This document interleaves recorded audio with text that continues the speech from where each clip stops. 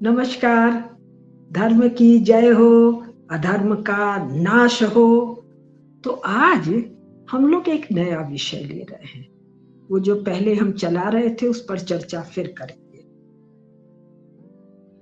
जब इस्लाम का इतिहास पढ़ रहे थे और अरबी शब्दों के हिंदी पढ़ रहे थे तो पढ़ते ही माथे का फ्यूज उड़ गया।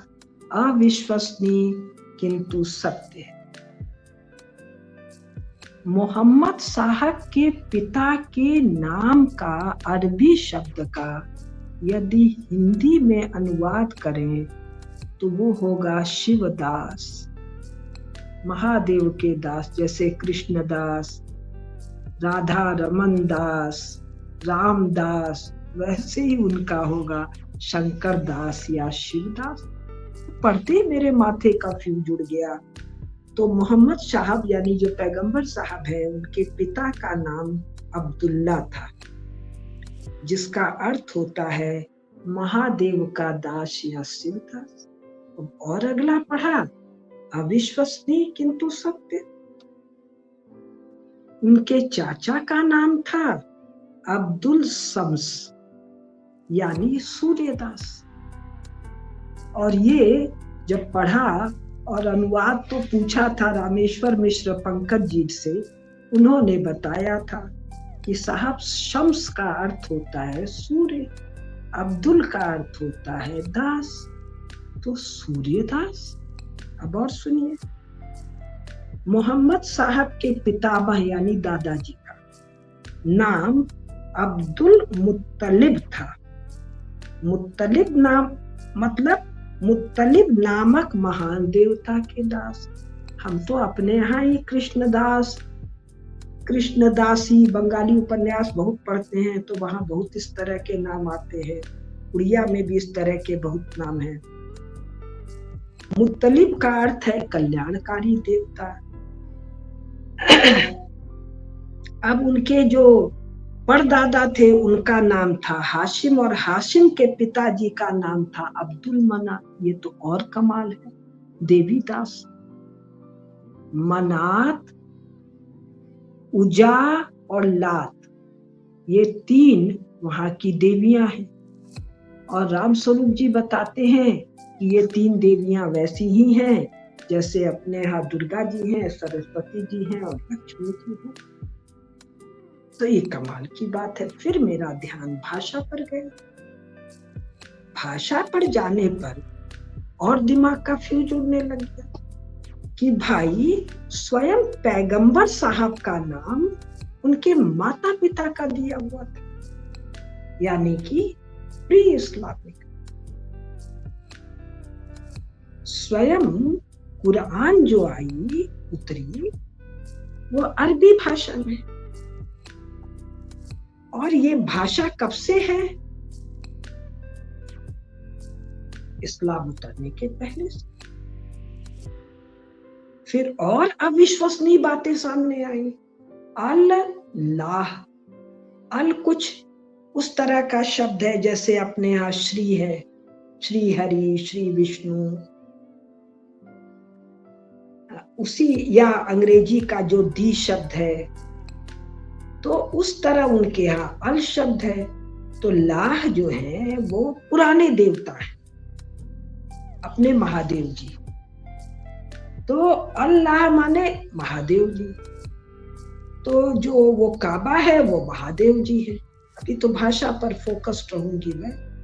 और जी अपने यहाँ तो बहुत पढ़ा, और वो उनके यहाँ वो काबा में जो कविताएं टांगी जाती थी वो सब पढ़ के बताऊंगी। उनका जो नाम वाम था, उच्चारण का कुछ लोग बड़ा आग्रह करते हैं तो पढ़ के बताऊं। संस्कृत का आग्रह नहीं रखते, अरबी फ्रेंच के उच्चारण का आग्रह। खैर, तो साहब अपने यहाँ बताया गया कि वो तो महादेव जी का है।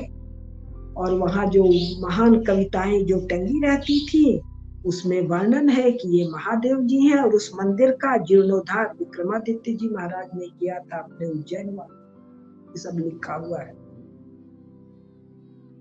तो फिर ध्यान आया कि साहब ये मक्का, ये मदीना और ये सारे जो शब्द हैं, कोई भी शब्द पोस्ट इस्लामिक है। जो कुछ है वो प्री इस्लामिक है। इसी तरह रामदान पहले से होता था वहां, महीने भर जैसे अपने यहाँ कुंभ होता है वैसा वो मक्का में कोई मेला ठेला लगता था, कोई दिन भर का ये व्रत वगैरह करते हैं। अपने लोग के यहाँ भी व्रत ऐसे ही होता है।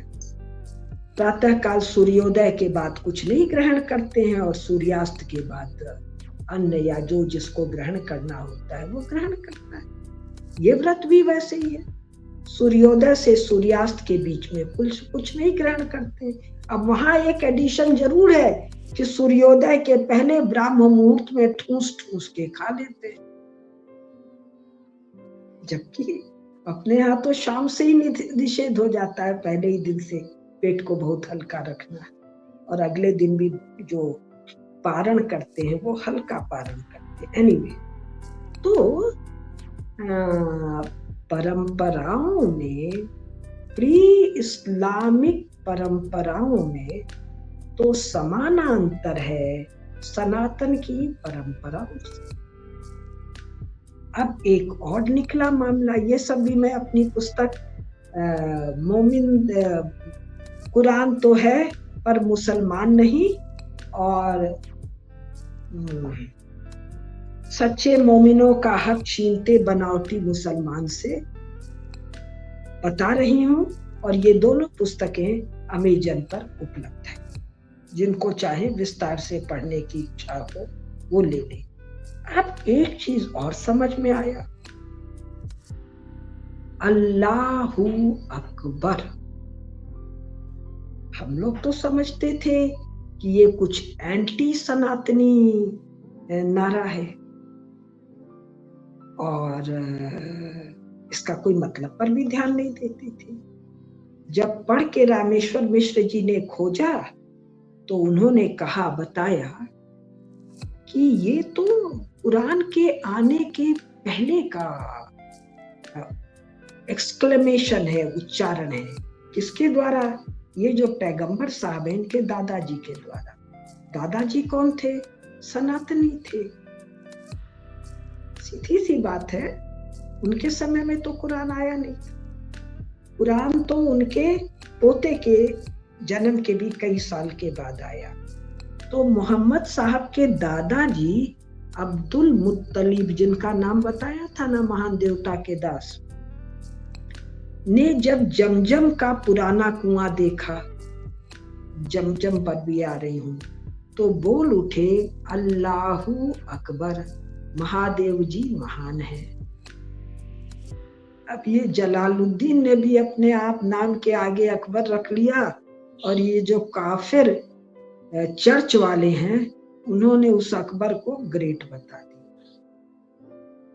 मतलब शरारत और खुराफात चर्च वालों में भरी हुई है। अकबर है जिसने इस्लाम को छोड़ दिया था, दीने इलाही चालू किया, उसको चर्च वालों ने शरारत में the great, Akbar the great करके इनके घाव पर नमक मिर्ची छिड़कने का काम किया। तो अल्लाहू अकबर यानी धन्य है, महान महादेव जी, महान है महादेव जी। तो अल्लाहू अकबर भी सनातनी एक्सक्लेमेशन है। हर हर महादेव, महादेव महान है, हर हर।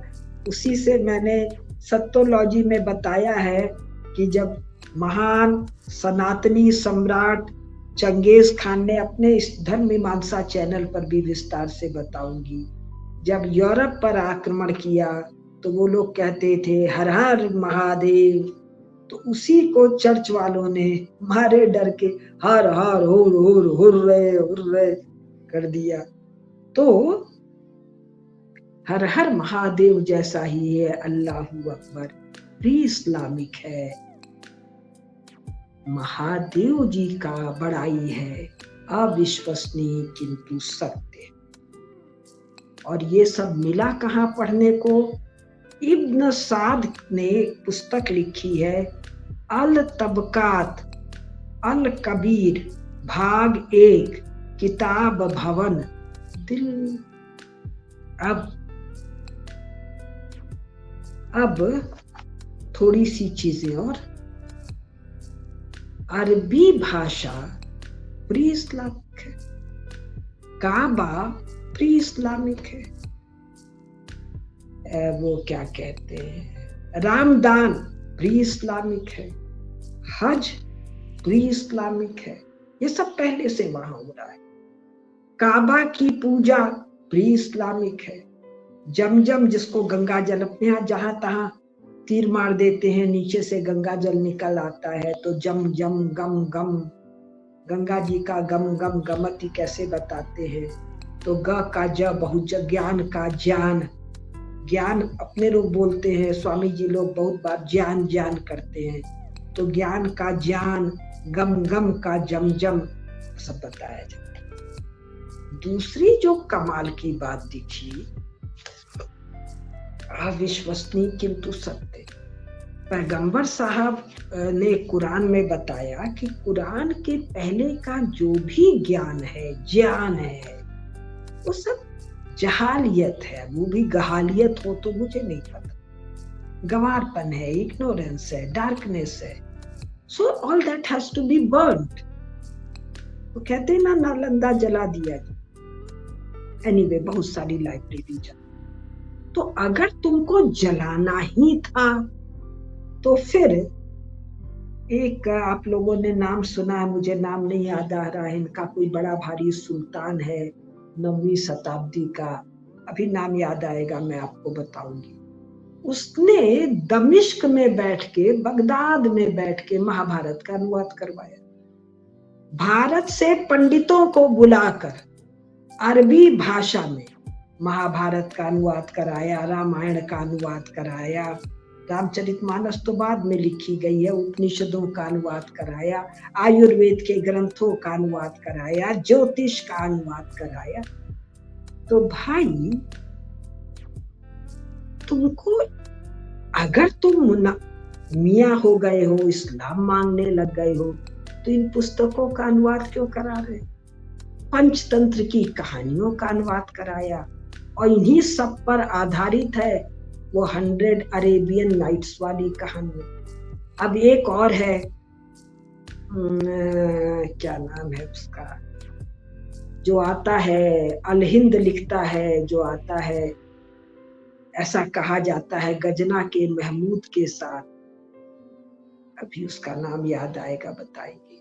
वो भारत आता है, भारत के पंडितों से संस्कृत सीखता है, भारत के पुराणों का लेखन करता है। दाराशिकों का तो आपने सुना ही है, लगातार अनुवाद कराते हैं। और वो ये कहता है, खास बात, कि मुझे मेरे उस्ताद ने भेजा है भारत। उसका नाम क्या है, अभी मैं बताती हूँ। अल हिंद बड़ी प्रसिद्ध पुस्तक है, अब्दुल फजल ने। तो वो कहता है कि मेरे उस्ताद ने कहा कि भारत के ज्ञान का सही तर्जुमा, अनुवाद हम लोगों के पास नहीं है, तो बेहतर है तुम भारत जाओ, वहां संस्कृत पढ़ो और वहीं बैठ के अनुवाद करके लाओ, और वो भारत के उपनिषदों का, भारत के ज्योतिष का, भारत के धर्म का, भारत के आयुर्वेद का, ना जाने किसका किसका अनुवाद करके किसको पढ़ने के लिए देता है? सो कॉल्ड मोमिनों को, लेकिन उनको तो मना ही है। तो ये मुनाफिक जो हैं, जो मेरा कहने का मतलब, पैरेलल टू सनातन धर्म, पैरेलल टू सनातन धर्म का झंझट क्यों है? They all are converted. अब जो मेरी समझ है कि कुरान तो आया था अरबी भाषा में, नहीं तो 10-20 भाषाओं में भेज देते उसी वक्त पैगंबर साहब को अल्लाह ताला। ऐसे हम लोगों ने बहुत कहानी सुनी है, खास करके लोबसांग रंपा, जिसने 3rd आई हुआ कि उस आदमी को वो यूरोप की भाषा ही नहीं आती थी, लेकिन ट्रांस में उस भाषा में उसने पूरा थर्ड आई लिखवा दिया। तो ये होता है। लेकिन जब नॉन अरबी लोगों को कन्वर्ट किया तो वो भिन्न भिन्न कारणों से कन्वर्ट तो हुए, किंतु उन्होंने अपने सनातन धर्म को छोड़ा नहीं। इसीलिए काफिरिस्तान है, नूरिस्तान है, पाकिस्तान है, उज्बेकिस्तान है, तुर्कमेनिस्तान है, किर्गिस्तान है। अबे तुमको स्थान की जरूरत हुआ, क्योंकि मुनाफिकों ने, कन्वर्ट लोगों ने सनातन धर्म को नहीं छोड़ा। देवी देवताओं की पूजा को नहीं छोड़ा। अविश्वसनीय किंतु सत्य। पैगंबर साहब ने कोई पक्का मस्जिद नहीं बनाया। कुरान पढ़ लीजिए, हदीसों को देख लीजिए। अल्लाह ताला चाहते तो मार्बल का, सोने का, चांदी का मस्जिद ना बन जाता। सोना, चांदी, पत्थर, मार्बल, ग्रेनाइट के देवालय बन रहे थे। किसके द्वारा? सनातनियों के द्वारा। तो सनातनी जब कन्वर्ट हुए तो अपने देवालय का मोह नहीं छोड़ पाए, लीप पोत के उसी को मस्जिद कहते, नॉन इस्लामिक। तो आज मैं बात कर रही हूं नॉन इस्लामिक ट्रेडिशंस।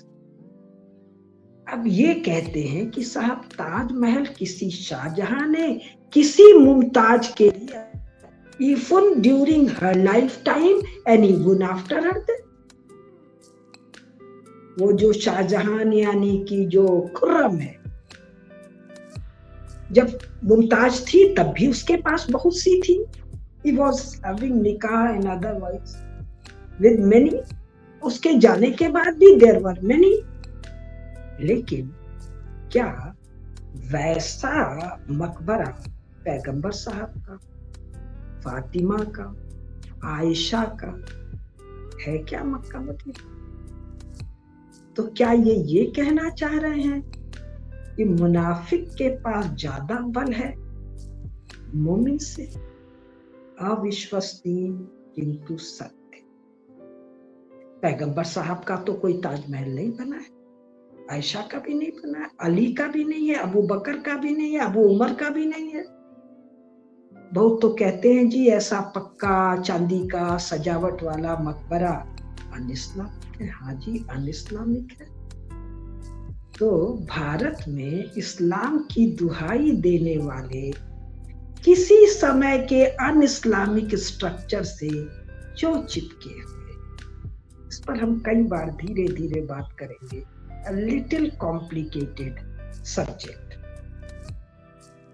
तो जो आज का मेरा फोकस था, जो सनातन धर्म का प्रभाव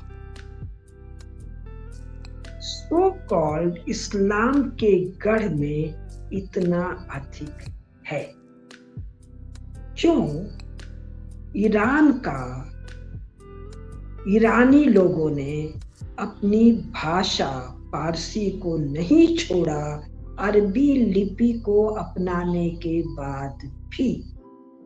क्यों चंद्र उपासक चंद्रवंशी क्षत्रियों ने अपने चंद्र और तारे को इस्लामिक झंडे पर टांग दिया? जैसा कि पहले हमने कहा था, चांद और तारा बनाना कुफ्र है। हदूद गुनाह के सिलसिले में मैंने बात की थी। हरा रंग, इस्लाम में तो किसी हरे रंग की बात नहीं। क्यों इन्होंने हिंदुओं की, सनातनियों की सभी सुखों को अपनाए रखा? क्यों ये आभूषणों के प्रति इतने आकर्षित हैं? क्यों सो कॉल्ड जो मियाँ लोग हैं ये तुला दान करते हैं? क्यों मक्का में स्मृति ईरानी का स्वागत है? क्यों सऊदी अरब एमिरात में पुनः विशाल भव्य मंदिर बना। मंदिर तो वहां सदैव से है, जो गुजरातियों का गढ़ है ये पूरा का पूरा कोस्टल एरिया। क्यों? वहां यजीदी लोग हैं और ऐसे बहुत से लोग हैं। क्यों? कुरान में स्पष्ट रूप से मजारों दरगाहों के मनाही के बावजूद इसको ये मानते, क्योंकि भारत में संतों का समाधि है। तो ये संत तो नहीं, अब जो है उस पर अलग चर्चा करें। समाधि अलग चीज है, उसकी नकल करने पर इस्लाम के वायलेशन के साथ ये क्यों मजबूर है? बहुत सारे क्यों छोड़ रही हूं, अभी चर्चा आज तो नहीं, अगली बार चर्चा करूं। क्यों इनको महल चाहिए? पैगंबर साहब को तो अल्लाह ताला ने कोई महल नहीं फरमाया था। महल तो श्रीमंत सनातनियों के हुआ करते थे। श्रीमंत सनातनियों को काफिर डिक्लेयर करने के बावजूद, उनका कत्ले आम का आदेश देने के बावजूद, उनके एनहिलेशन के आदेश देने के बावजूद आप उनकी नकल करने को क्यों मजबूर है? आयशा के पास क्या वैसे आभूषण थे, या एनी इंपॉर्टेंट इस्लामिक लेडी जो वहां के टॉप एलीट है पैगंबर साहब से रिलेटेड, क्या उनके पास, क्या वो वैसे आभूषण पहनती थी जैसे आभूषणों का लालच मोह मियाँ लोग की कन्वर्टेड बेगमों के पास है? हजरत महल को जिन आभूषणों से दिखाते हैं वैसे आभूषण तो आज भी वहां नहीं है। ये कलगी, ये पेंच, ये चंद्रहार, ये गले का, ये अंगूठियां, ये बाजूबंद, ये कृपाण, ये आभूषण, ये तो भाई सनातनियों के ठाठ बाट हैं। आपने क्यों अपना लिया? औरंगजेब सहित जो टोपी सिल सिल के पहनता था, उसने जरीदोजी के काम के कपड़े क्यों पहने?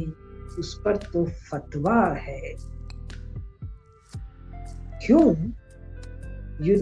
सऊदी अरेबिया में, सऊदी पर भी बात करूंगी,